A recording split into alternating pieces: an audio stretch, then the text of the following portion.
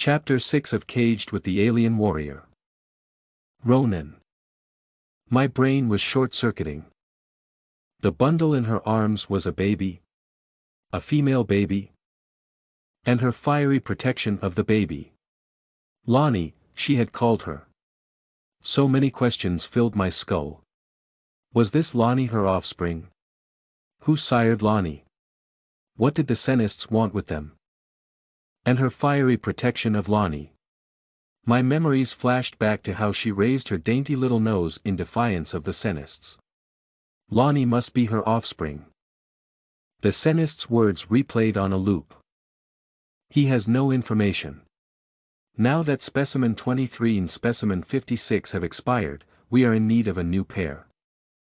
He is compatible with Specimen 124.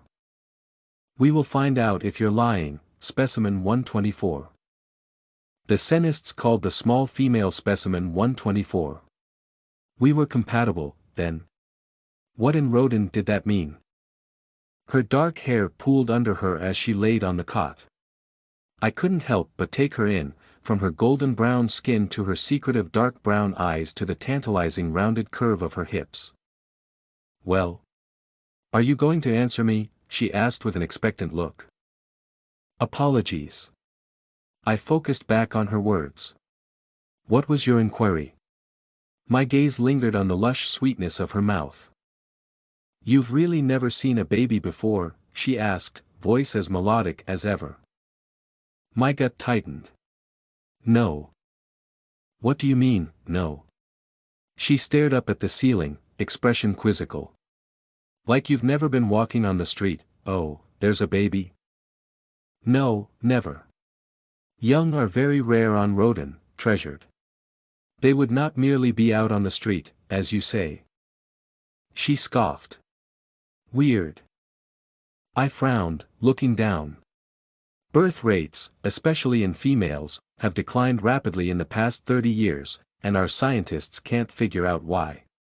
Now males outnumber females 30 to 1 on Rodin, and a female hasn't been born in I don't know how long. Huh. She crossed her arms. We have the opposite problem. Big overpopulation, especially after World War XI. 11. What was this? Oh, Roman numerals. 11, she explained. My body tensed. You've seen 11 wars? No, not in my lifetime. She shook her head. The last one ended before I was born, but my grandparents lived through it.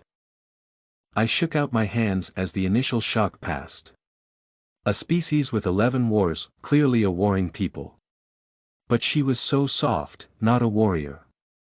Were all her people so soft? How did they fight battles? We lapsed into silence. This woman was an enigma. The more she told me, the more confused I became. My mind replayed everything I'd learned about her so far.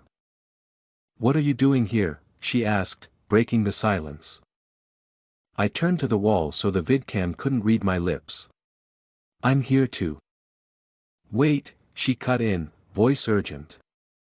Can they see us? She whispered, lips barely moving. Hear us? Should we even be talking? There is one vidcam over there. I inclined my head to the corner. There is no audio feed, though. So if you don't want them to know what you're saying, face away from it. How do you know that? She bit down on her bottom lip, white teeth dragging over the dark pink of her lip. She had fawnless, dull teeth. Really, how did she protect herself? I tapped my eye with the enhanced implant to answer her question. You have a bionic eye? Her voice rose in pitch. Whoa. I did not know what this bionic meant, but she understood the gist of it. She turned to face the wall, still lying on the cot. So, what are you doing here? She asked again. I'm here to rescue my cousin. She let out a tinkling laugh that sent shivers up my spine. Well, you're stuck in here with me, so clearly, you're doing a real bang-up job of that. I stiffened. I deliberately let the Senists capture me so my crew could track me here. Why did I feel the need to explain myself to her? She snorted. You deliberately landed yourself here. I already explained that to her, yes. Any you? I asked.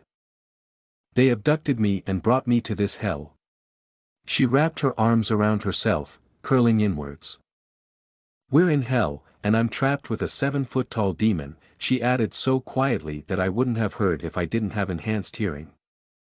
I didn't know what hell or demon meant, but I gathered that it wasn't positive. I hated that she had all these unfamiliar words, and my translator would not offer suggestions. That had never happened before. They were words new to the Intergalactic Alliance. It had been centuries since new planets with new words were found. So many questions swirled in my head. She clearly was imprisoned here against her will. Where was she from? How was it not part of the Intergalactic Alliance? And she worked. Most females on Rodin chose not to work anymore and hadn't for long before I was born. She'd clearly been through an ordeal, though, and she didn't need a barrage of questions. I am sorry that you were taken from your home, I said quietly. Her gaze softened. She sat up, wincing with the movement. She moved to stand and moved towards me, shaky. I frowned. No, stay on your cot and save your energy.